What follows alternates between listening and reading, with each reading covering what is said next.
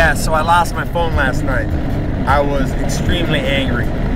My mom had threatened to kick me out of the house again for bringing up my uncle handcuffing me to a tree.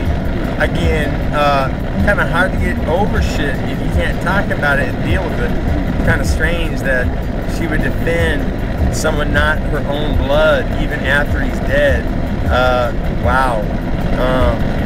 Something weird going on there. And, you know, considering that he handcuffed me to a tree for 4.5 hours and continued to beat me up on a regular. I mean, I was a piece of shit in his eyes, Joan. Every time he took a shit and came out of the bathroom, damn, what are you doing here? I thought I'd just flush you down the toilet. You know, every fucking turn. I'll tell you what, I should get a medal for not having him killed when Mark Brandon fucking offered. Seriously, he was a miserable piece of shit. He made money, you know, but other than that, he was good for nothing. Good for nothing, okay? I bet you his own children have wished him dead many times. I bet you that Andy and David Riva could not go under lie detector tests and say that they haven't wished their dad was dead. And I've heard them talk, well, not David, but Andy. Anyways, yeah, so what was I saying? I lost my phone, and anybody that thinks I might want to have their number should probably text it to me. And Tara, that I want to have a baby thing, seriously, I mean, I don't really know what to think about that other than possibly you're fucking with me and trying to push me away. I mean, but then I'm thinking that if you are 5'9", 139, and that's your fine ass that is a 3rd-degree black belt in jiu-jitsu, it would be kind of daunting, wouldn't it, for a guy to try to, like, turn you out during sex, you know? And it's like this. Do you think that you can submit Scott Smith? Because Shawnee, that rolled with us both, said that I was a lot stronger, that I was the strongest that he'd ever faced. And then, like Ted Williams says, that I had the strength of Zeus. And, you know, I'm thinking that between the two of us, we make a fucking complete fighter. And I would love to learn jiu-jitsu naked, girl. Just a little side, you know. You know, if you don't ask for 150% and shoot for it, you know, what are you going to get? Nothing. And, yeah, so, yeah, if that's you, girl, you're exquisitely beautiful, and guys bore you, and most guys lie their ass off anyways and shit, and they wouldn't have the nuts to probably tell you that, you know, I don't want to be just tied down to one woman sexually ever again. There's too many women out there that like what they see, but I don't want to be without somebody, you know? I mean, if I could find somebody that was just like you, seriously.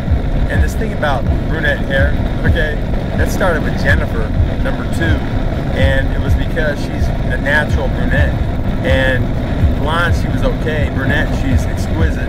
Doesn't matter, she's a Leo, and she's an alcoholic because guys fuck with her in the past, and on my white skin, I'm gonna find them, and it's gonna be a movie type situation, seriously.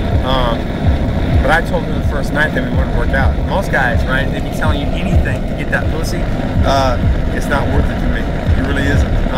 I think that line to get pussy is a form of rape, and I've never been down with that. Even at Notre Dame, motherfuckers. Put it like this.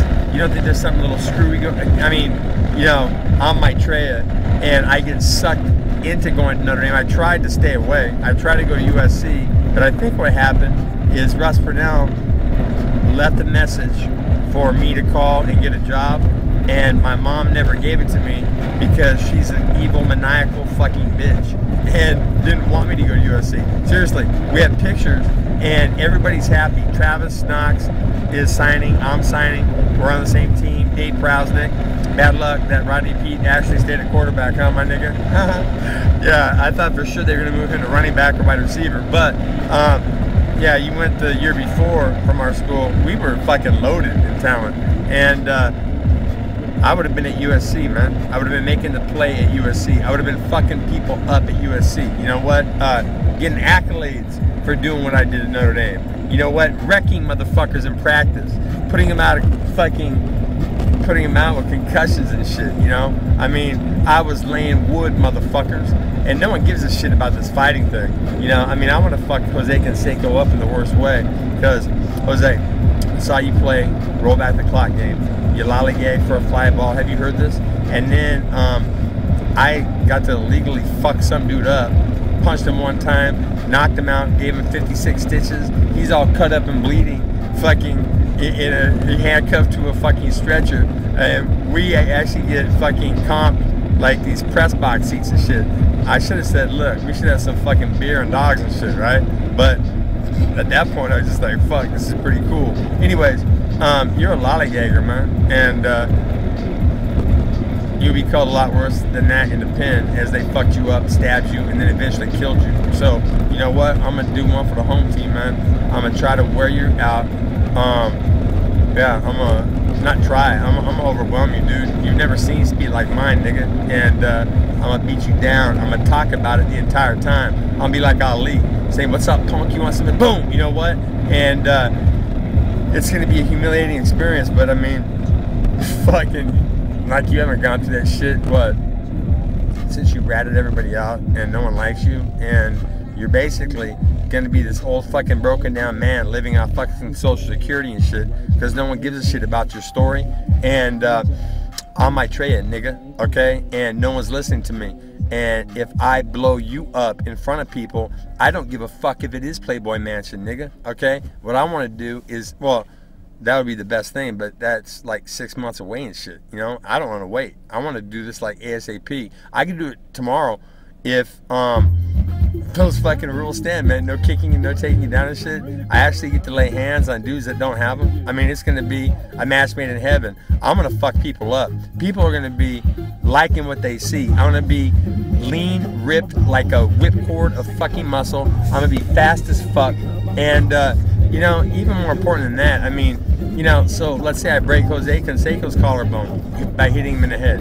Hopefully I can hit him in the head as hard as I did Von LaPoule, like 4 or 5 times on his way down, you know, get my left and right, bam, bam, bam, bam, bam, and then fucking kill him and shit, you know? And who would really miss Jose Canseco? Nobody, really. I wonder if his mama would, but maybe he had a upbringing like I did, so we really can't hold it against him and shit. Come on, get the fuck out of the way. Get the fuck out of the way, bitch. Swear to God, you know, I mean, going slow when she, boom, pull up, you know? Anyhow, yeah, it's all good, Tara Chow.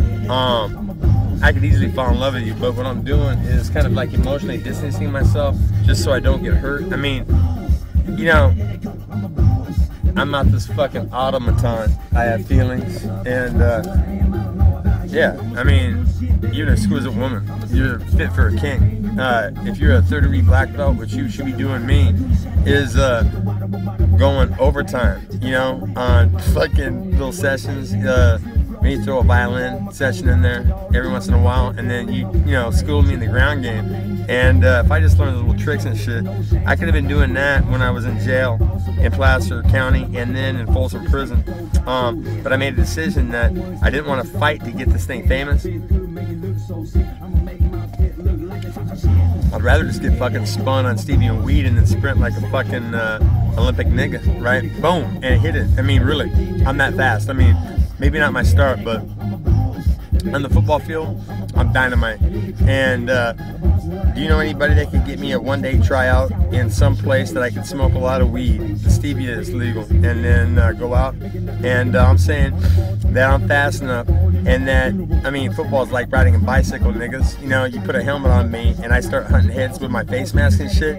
If I don't knock them out, I'm gonna knock myself out, right? So someone's getting knocked the fuck out, right? And it's gonna be a collision. Oh yeah, I mean, big time collisions. Hurt up in the fucking stands. I was laying wood, niggas. I would have taken over football, okay? Dick Butkus, put it like this. I went to Costco today. Love that place, okay? And you know what? Had a little run-in. the door lady had a little problem and then called her manager over, and the manager actually started yelling at my son, telling him to get out, and then took a step toward him and went like this, and I fucking hit his hand down automatically. Then the little bitch starts screaming, somebody call the cops, and so finally I'm like, can I borrow someone's fucking phone so I can dial 911 for this bitch right here and we can call the cops? And you know what, it's like this, my nigga, if it was any different place and you made a move on my son, you would have been waking up if you were lucky, dog. Okay, you know what? I mean, that's all I can say, man. And then talking to him and saying about his uncle and shit, that's my boy, motherfucker. And just because he's 6'1", doesn't mean he's not a kid, okay? 16 years old and you're a fucking man, telling him to get the fuck out and walking up on him. It's like this, you little bitch. You know what? You're lucky it was fucking work, right? You're lucky. You're lucky it wasn't somewhere where I could fucking snatch you and beat you into a bloody fucking pump. I'll tell you what, nigga. You know what? This is it. You fucking fuck with my sons, homie, when there's no one around. I'll tell you what, man. You might go bye-bye. You know what I'm saying? And they might be like, huh, I wonder what happened to that fucking clown.